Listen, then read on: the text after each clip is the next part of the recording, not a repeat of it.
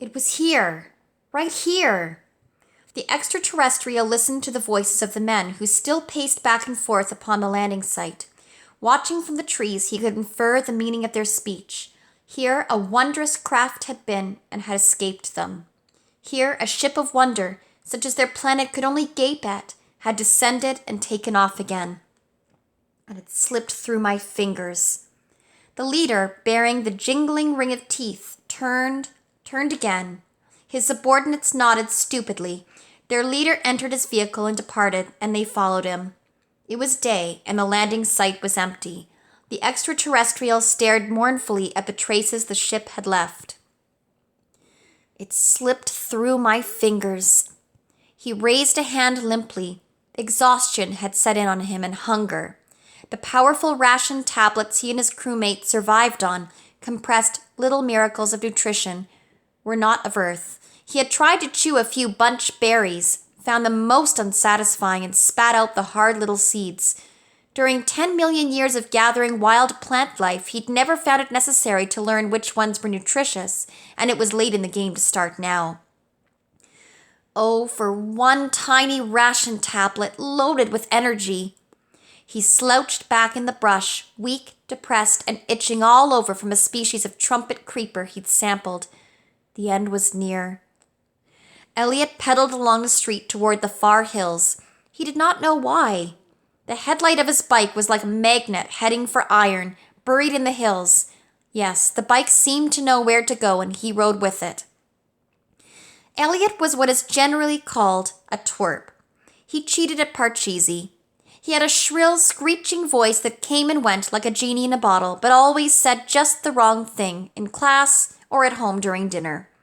Whatever he could avoid in life, he avoided, hoping Mary would take care of it for him, or Michael. There were other things, the list was long, including thick eyeglasses that made him feel like a frog in a bottle. All in all, a blossoming neurotic, a twerp. His path in life led nowhere, but if a place could be pointed to on a map of the soul, Elliot's destination was mediocrity, miserliness, and melancholy, the sort of person who falls under a train. Something of this sort awaited him, a child psychologist would tell you, except that Elliot's path had veered today into the hills. He followed the bike's urgings up to the fire road. He climbed off and walked it over the cut foliage.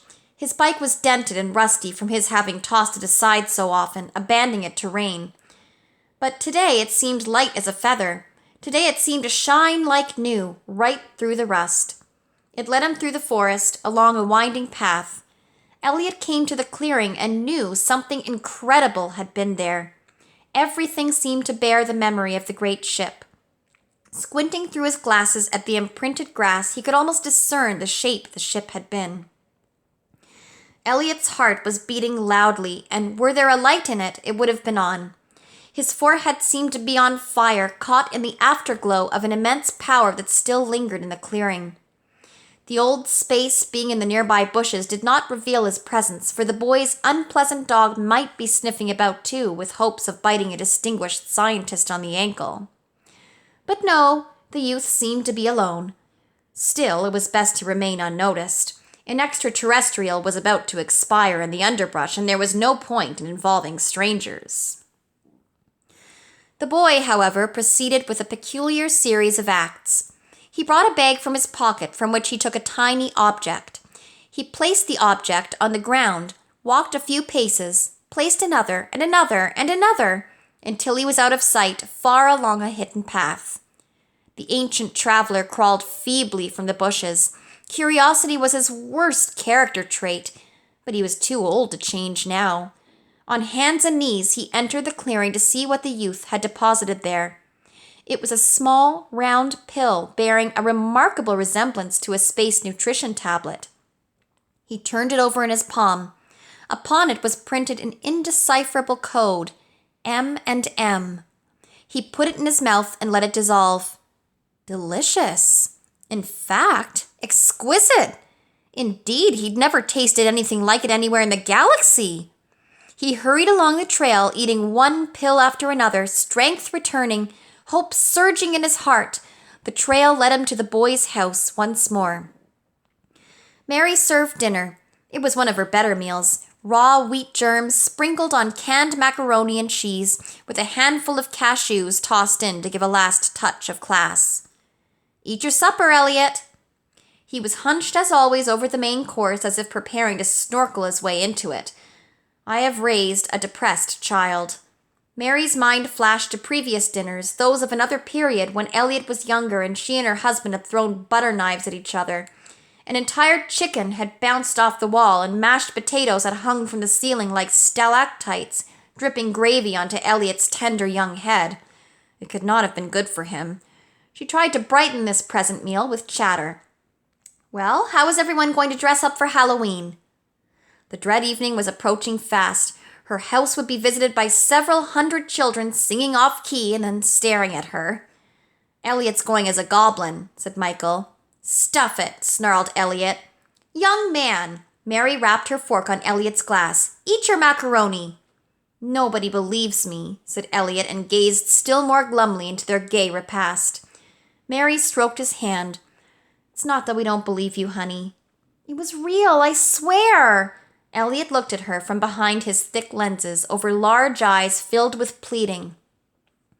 Mary turned to Gertie, the last child in the family, 5 years old and already asking for her own apartment. "Gertie, honey, what are you going as on Halloween?" "Bo Derek." The image of her infant daughter parading down the block flooded Mary's taxed mind.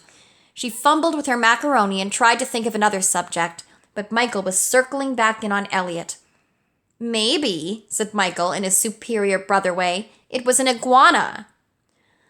"I've got the iguanas," said Mary softly into a cashew. "It was no iguana," said Elliot. "Well," said Michael, "you know how there are supposed to be alligators in the sewers?" "Alligators," thought Mary. "I could start counting alligators as a change." She closed her eyes and a great big one appeared, teeth sparkling. She turned back to Elliot. "Elliot, all your brother is saying is that you probably just imagined it. This happens. We all imagine lots of things all the time. I imagine myself entering the sale rack and finding a displaced Dior for $2. I make a stunning entrance into McDonald's." "I couldn't have imagined it," said Elliot. "Maybe," said Michael, "it was a goon or a deformed ape." "Michael," she gave him her silencio look. Why were children's minds so enamored of freakish explanations? Why was every dinner conversation like this? Where was the elegant banter of refinement as the second course, frozen fish sticks, was served? "Well," persisted Michael, ignoring her order for silence as he ignored all her other orders, "maybe it was an elf or a leprechaun." Elliot threw down his fork. "It was nothing like that, dog breath." "Dog breath?" Mary sat back, eyes wide. How had that expression come into her little family circle? "Elliot, you are never to use that expression at the dinner table again, or anywhere else in this house." Elliot slouched back into the tablecloth. "Dad would have believed me." "Why don't you call him and tell him? If his phone is still connected, which I doubt." "I can't," said Elliot. "He's in Mexico with Sally." Mary maintained her poise, sagging only a little way into the fish sticks as the name of her former friend, now hated enemy, was invoked. Children can be so cruel, she reflected, especially Elliot. "If you see it again, whatever it was, don't go near it. Call me and we'll have someone take it away." "Like the dog catcher?" asked Gertie. "Exactly." Harvey growled softly on the back porch where he was chewing the welcome mat. "But," said Elliot, "they'll give it a lobotomy or do experiments or something." "Well," said Mary, "it should learn to stay out of other people's cucumbers." However, it was crawling from the trees as the town slept. It had never heard of lobotomy, but it had reason to fear being stuffed. The aged creature's toes carried him along quietly toward the boy's house. Down the hillside he went, leaving the mark of a large melon being dragged by a pair of duck-billed platypuses. The boy's house was dark, only one tiny window glowing. He peered over the fence, great eyes rolling up, down, around. The dog was nowhere in sight. "Let me just get my toe up on the latch, in the accepted fashion, and then swing in on it. The great M&Ms have given me my vitality back. A miraculous food. The ship would return in 1,000 years. If the M&Ms held out, perhaps he'd make it. Stop dreaming, you old fool. You'll never get back. There. He looked at the sky, but not for long, for the sadness written in it was too great. No amount of M&Ms would keep him going if the love of his shipmates was gone from his sight. Why had they deserted him? Couldn't they have held on a moment longer? He closed the gate behind him with his foot as he'd seen the boy do. He must learn these ways of earth if he was to succeed. He tiptoed across the backyard. To his surprise, he found the boy asleep in a sack beside the vegetables. The child was breathing lightly. A faint mist escaped his lips, for the night was cold.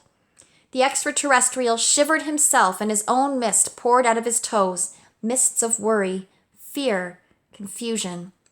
Suddenly, the boy's eyes opened. Elliot looked up into enormous eyes like moon jellyfish with faint tentacles of power within them, eyes charged with ancient and terrible knowledge, eyes that seemed to scan every atom of his body. The extraterrestrial stared down, horrified by the boy's protruding nose and large, exposed ears, and worst of all by his tiny little eyes, dark and beady as those of a coconut. But the tiny sunken eyes of the child blinked, and the terror in them touched the old scientist's heart. He extended a long finger. Elliot shrieked and scrambled backward, clutching his sleeping bag around him. The extraterrestrial jumped in the other direction, stumbling over himself and emitting an ultrasonic squeak which brought a bat sweeping down out of the darkness, but only momentarily, for one pass at the space monster sent the aerial rodent fluttering back into the night, teeth chattering. Elliot's own teeth were clicking like a bag full of marbles, while his knees clacked back and forth and the hair stood up on his neck. Where was Harvey the Protector, dog of the hearth? On the back porch, teeth clicking, knees clacking, fur standing up. The terrified beast crouched, sprang at the door, bounced back, and chased his tail. The scent he had in his nose was like nothing he'd ever sniffed before, with aromas of far-flung spaces no sane dog would ever want to investigate. He crouched back down, only the tip of his snout sticking out through a crack in the door. More of the scent floated toward him, and he cringed and began chewing the end of a broom. The creature from space was taking another tentative step toward Elliot. Elliot's eyes widened in terror, and he stepped backward. He had zero courage, had errands to run, homework to do, chores to perform, 1,000 things, anything but this. Monstrous eyes scanned his nature. He could feel the probes far down in himself, shooting energy through him, questioning, calculating, analyzing. The hideous creature's lips were shaped in a frightening grimace, sharp little teeth grinding together. What did it want? Elliot felt it trying to communicate. The ancient wanderer held out his hand and opened it. Within the huge, scaly palm was his last M&M, melting. Elliot looked down at the little candy, then looked up at the monster. The monster pointed a long finger into his palm, then pointed to his mouth. "Okay," said Elliot softly. He opened his jacket, took out his bag of M&Ms, and backed slowly away, continuing to lay a trail across the yard. His knees were still knocking and his teeth still clicking violently, upsetting some expensive orthodontic work. The elderly space traveler followed, picking up each M&M and swallowing it down hungrily. This was the food of the gods, of kings, of conquerors. Were he to survive his ordeal on Earth, he would bring a sample of this miraculous food to his captain, for with it vast universes could be crossed in supreme flight. Chocolate dribbled from the corners of the spaceman's mouth. His fingers were coated with it too. He licked it off deliriously, his strength returning. He could feel the miraculous substance coursing through his veins, bearing its secret chemistry to his brain, where blips of joy and light were going off. Now he understood the meaning of Earth's life. 10 billion years of evolution to produce the M&M. What more could one ask of a planet? Grabbing at the little pills, he tracked his way quickly across the lawn, and before he knew it, he had followed the trail into the Earthling's house. His eyes revolved in terror. The alien world surrounded him on all sides now. Each corner, each object, every shadow was a devastating shock to his system. But he had to endure it. in order to acquire the miraculous M&M. He followed the trail up a flight of stairs and down a hallway to the boy's room. There, the child rewarded him with a handful of M&Ms. He devoured them in one gulp. It seemed a rash act, but who knew what tomorrow would bring? The boy's voice box sounded. "I'm Elliot." The words were a jumble, incomprehensible, but anyone who would share their M&Ms could be trusted. The extraterrestrial sank down on the floor, exhausted. A blanket came around him, and he slept. Elliot lay awake for a long while, not daring to sleep. The monstrosity was on the floor beside his bed, grotesque shape outlined beneath the blanket. Where had it come from? He only knew that it wasn't from this earth. He fought to understand, but it was like trying to take a handful of fog. Waves of power filled the room, visible the way heat in the desert is visible, in a shimmering dance that rises upward. Within that shimmer, Elliot felt a brilliant awareness moving. Even while the creature slept, a sentry seemed to watch in its shimmer and to study the room and the windows in the night. A low whine from the hallway told Elliot that Harvey had slipped off the back porch again, and that the dog was crouched outside his door. He heard a gnawing sound of teeth on the doorframe and the thump-thump of the dog's tail. "What's in there?" the perplexed canine was asking himself as he nervously chewed wood. The shimmer that Elliot saw was touching him too, probing his muddled dog thoughts. The cur whimpered and pawed the door, then sank back down, not really wanting to be let in, not wanting to get any closer to the shimmering wave that pulsed like an old bone, a choice bone, an ancient bone, but one of the frightening sort with thunder in the marrow. Elliot turned on his side and put one arm under his pillow. Sleep was after him, though he wanted to watch, to stand guard, but his eyelids were heavy and he was sliding into home plate, sliding, down, down, down. He landed on a parcheesi board, the one he cheated on, and his feet seemed mired in it.